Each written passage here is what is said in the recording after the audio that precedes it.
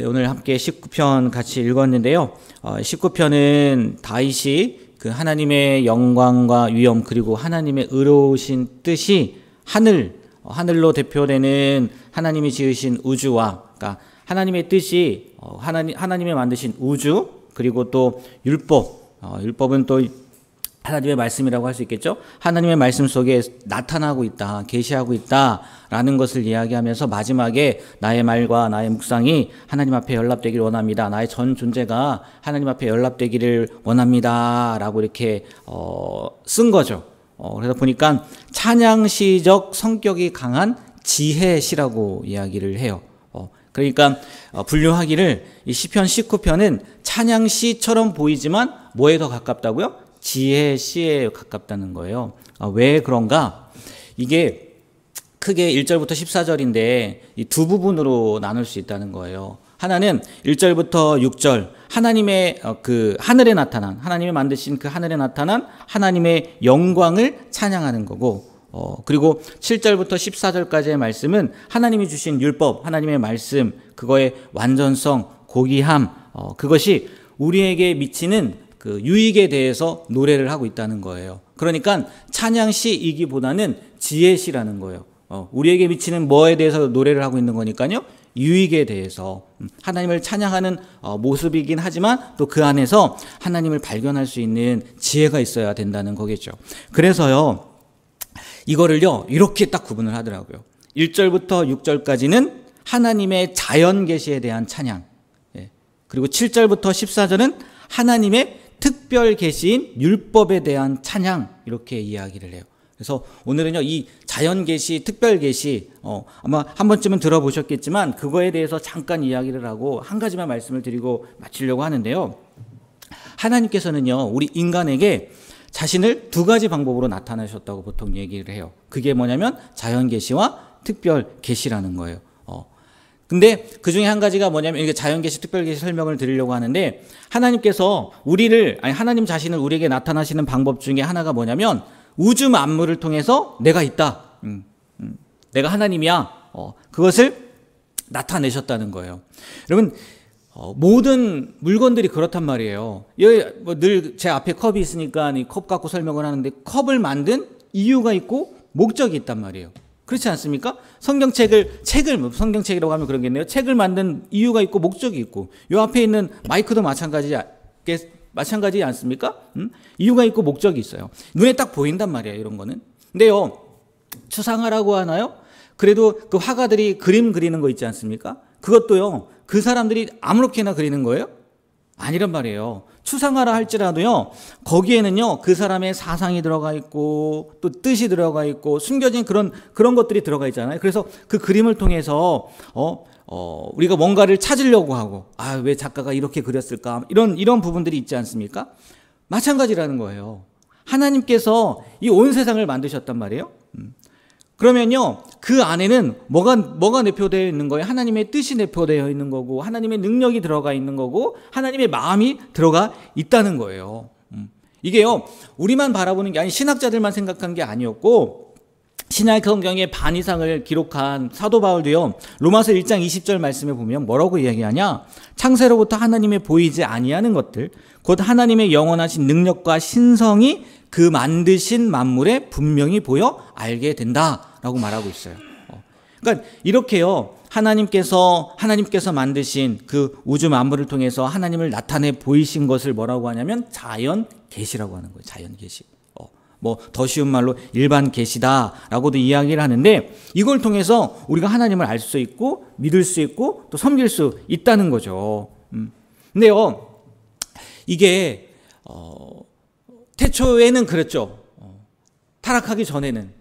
왜? 늘 하나님과 동행한 거 아니겠습니까? 아담과 하와도 마찬가지고, 그 이후에도 잠깐이지만 마찬가지고 늘 동행했단 말이에요. 근데 범죄한 이후로 이 눈이 가려졌단 말이에요. 영적인 눈이 가려졌어요. 그래서 자연을 보아도 그 안에서 무엇을 발견해야 돼요? 하나님을 발견해야 되고, 동물들을 봐도 그 안에서 하나님의 뜻을 발견해야 되는데 그냥 감탄만 하는 거예요. 아름답다, 멋있다, 이렇게만 감탄만 하는 존재를 우리가 타락했다는 거죠. 그래서 하나님께서 우리에게요, 하나님을 좀 더 쉽게 아니 좀 더 잘 알 수 있게 하신 방법이 뭐였냐면 특별 계시였단 말이에요. 그게 뭐냐면 뭐 쉽게 직접 나타나는 거죠. 특별한 거니까. 근데 이거는 극히 제한적이잖아요. 구약을 보더라도 하나님이 나타나신 사람은요 드물어요. 그래서 우리 모든 사람들에게 하나님이 자신의 존재를 알려주시기 위해서 또 자연 계시를 통해서 날 바라봐라. 그것을 하기 위한 방법, 그 특별 계시 준 것 중에 가장 큰 게 뭐냐면요, 바로 우리가 보는 성경이라는 거예요. 성경. 성경을 통해서요 우리는요 하나님을 발견할 수 있고 또 특별히 하나님의 뜻도 알 수 있고 하나님의 마음도 우리가 생각해 볼 수 있다는 거예요.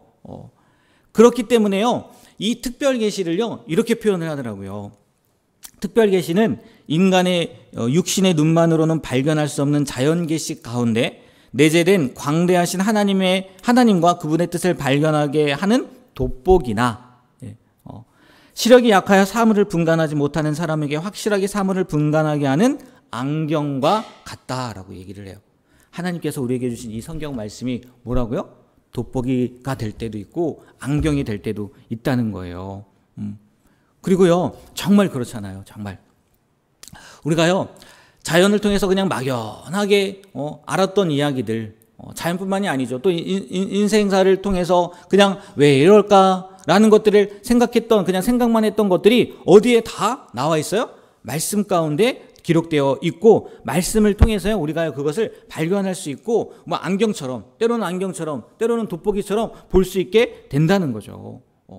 그러니까요 우리가요 하나님을 알기 위해서 하나님의 뜻을 더 깊게 보기 위해서는 뭘 봐야 되는 거예요?